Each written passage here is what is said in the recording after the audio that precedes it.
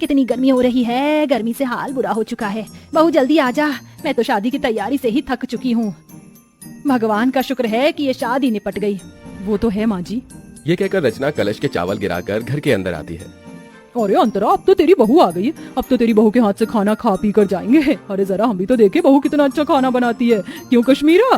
अरे हाँ हाँ बहू, मुझे बहुत गर्मी लग रही है। मुझे क्या, सबको ही लग रही होगी। गर्मी जो इतनी पड़ रही है तो जा सबके लिए ठंडा ठंडा शरबत बना कर लिया। जी बुआ जी। और सुनो, तुम शहर में नहीं गांव में हो तो यहाँ पर तुम्हें घूंघट में रहना पड़ेगा। जी बुआ जी। अरे पर बहू देखेगी कैसे? उसने इतना मोटा और भारी लहंगा पहन रखा है, कपड़े तो बदलने देते। ओहो, जब तक बहू कपड़े बदल कर आएगी हम तो पसीने में तर हो जाएंगे। इससे पहले बहू तू कुछ शरबत लिया। जी लाई। अरे बहू, थोड़ा घूंघट और करो, हम तुम्हारे ससुर समान हैं, तुम्हारे ससुर के बड़े भाई। और हाँ, शरबत सत्तू या बर्फ डालकर लाना। जी ताऊ जी।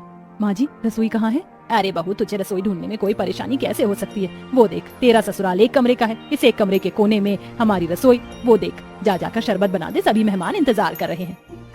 इसका मतलब हमारे सारे रिश्तेदार यहीं रहेंगे, इस एक कमरे के ससुराल में? और कहाँ जाएंगे बहू? यहाँ पूरे में बिस्तर बिछा देंगे, सब यहीं लेट जाएंगे। हे भगवान, इतनी गर्मी में सारे लोग एक ही कमरे में कैसे रहेंगे? ऊपर से रसोई भी यहीं है, सारी गर्मी इधर ही आ जाएगी। ऊपर से मुझे ना कपड़े चेंज करने दे रहे, ना घूंघट हटाने दे रहे। मैं तो ऐसी गर्मी में पागल हो जाऊंगी। ये कैसी जगह शादी हो गई है मेरी।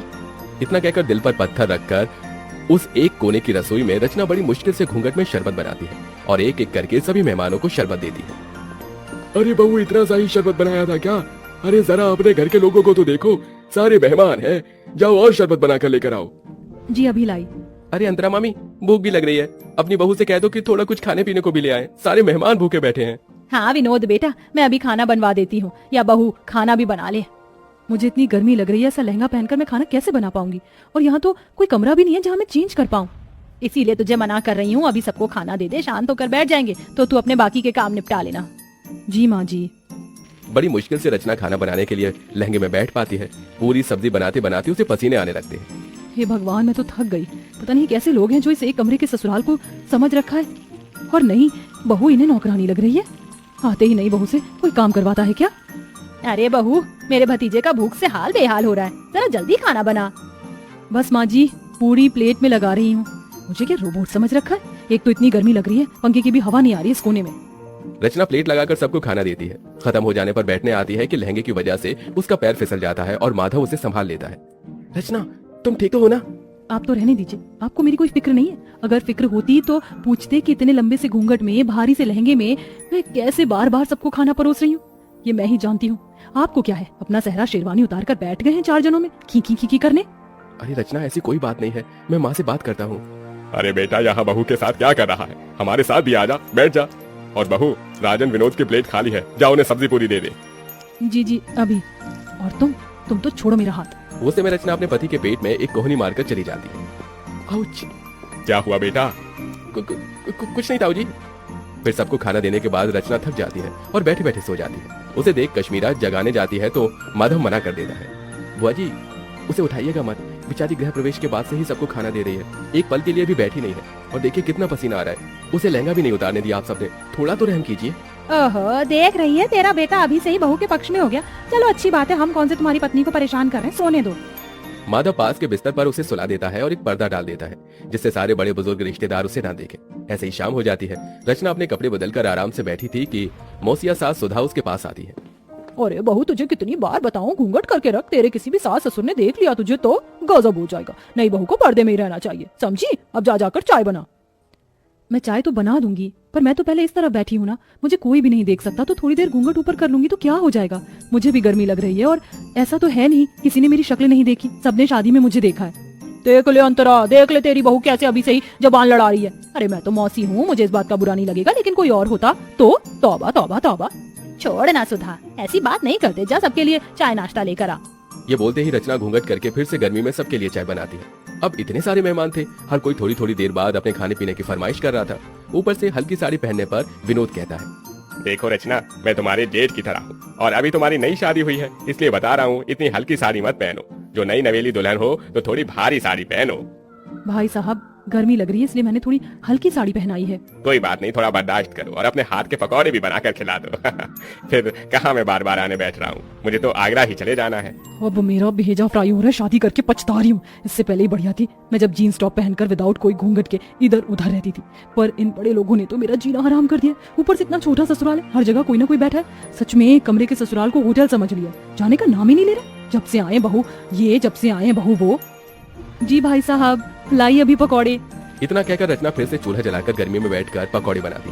उस चूल्हे का धुआं और गर्माई सीधे रचना के मुंह पर लग रही थी। बस अब मुझे और नहीं होगा, मैं पागल हो जाऊंगी इस गर्मी में। थोड़ी देर बाहर चली जाती हूँ। पकौड़े उतार कर वो थोड़ा बाहर जाकर हवा लेते हैं। भले ही बाहर गर्मी सही, लेकिन उतनी भभक तो नहीं है जितना अंदर एक कमरे में है। भगवान जाने कैसे आलसी जानवर की तरह सब एक साथ अंदर है। ये भी नहीं कि अपने घर चले जाए।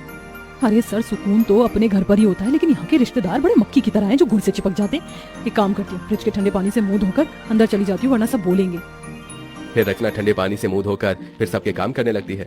ऐसे ही 4 दिन से हफ्ता और हफ्ते से 2 हफ्ते हो जाते हैं, लेकिन मेहमान जाने का नाम नहीं लेते। उन्होंने नई बहू को गर्मी में बिल्कुल काम करवाकर परेशान कर दिया था। ऐसे में रचना की हालत बहुत खराब हो जाती है, क्योंकि वो बेचारी खुद भी खा पी नहीं पाती है। पति से अपनी परेशानी बताती है, लेकिन वो नजरअंदाज कर देता है। बहू एक दिन गर्मी में कपड़े सुखाते सुखाते बेहोश हो जाती है। माधव फौरन डॉक्टर को घर पर बुलाता है, तो डॉक्टर बताता है, देखिए गर्मी में इनकी हालत बहुत डाउन हो चुकी है। और इतनी मोटी साड़ी क्यों पहनी है आप लोगों ने? आप जून जुलाई की गर्मी से वाकिफ नहीं है क्या? और इतने सारे लोग क्यों हैं यहाँ पर? मरीज के पास ज्यादा लोग रहने से और घबराहट पैदा होती है। देखिए माधव जी, हो सके तो थोड़ा रेस्ट करने वाला एनवायरनमेंट प्रोवाइड करवा दो तो बेहतर हो। जी डॉक्टर। ये सब इसी वजह से हो रहा होगा। बहू ने मुझे बोला था कि उसे परेशानी हो रही है, फिर भी मैंने इसकी एक नहीं सुनी। बेटा, डॉक्टर साहब सही कह रहे हैं। देख, बहू का पगफेरा भी नहीं हुआ है। ऐसा कर, तू इसके मायके ले जा इसे। ठीक है माँ। बहुत हो गया। कहीं ना कहीं ये रिश्तेदार भी मेरी बहू की इस हालत के जिम्मेदार हैं। बहुत दिन खाना खा लिया मेरे घर को होटल समझकर। अब मुझे इन्हें यहाँ से निकालना ही होगा। सुनिए, आप सब थोड़ा बाहर जा सकते हैं? जो डॉक्टर साहब ने बोला है उसी के लिए बोला है मैंने। हाँ हाँ ठीक है, चलो चलो सब बाहर चलो। उनके बाहर जाते ही अंतरा बहू से कहती है, बहू मैं समझ सकती हूँ, तू बहुत परेशान हो गई थी, इसलिए अब मैं तुझे तेरे मायके भेज रही हूँ और इन मेहमानों की तो छुट्टी मैं करूंगी। काश तेरी ये बात मैंने पहले समझ ली होती। कोई बात नहीं माँ जी, ये सब हो जाता है, आप अपना ख्याल रखना। हाँ हाँ। कुछ देर बाद माधव रचना को लेकर उसके मायके चला जाता है और फिर अंतरा शाम से लेकर अगले 4 दिन तक रोज फीका खाना बनाती है और बहाने लगाती है। तभी सुधा, कश्मीरा, मुकेश खाने को मना कर देते हैं। अरे नहीं नहीं, बस जिज्जी अब और नहीं चाहिए। अरे खा लो पेट भरकर, बहू के हाथ से भी तो कहते थे बार बार। पर तुम्हारे हाथ से नहीं खा सकते ना अंतरा। रचना बहू ज्यादा अच्छा खाना बनाती थी इसलिए खाते थे, और वैसे भी अब हम सबको बहुत दिन हो गए हैं, अब हमें अपने घर को निकलना चाहिए। हाँ हाँ, अब हम सबको अपने घर जाना चाहिए, हम चलते हैं।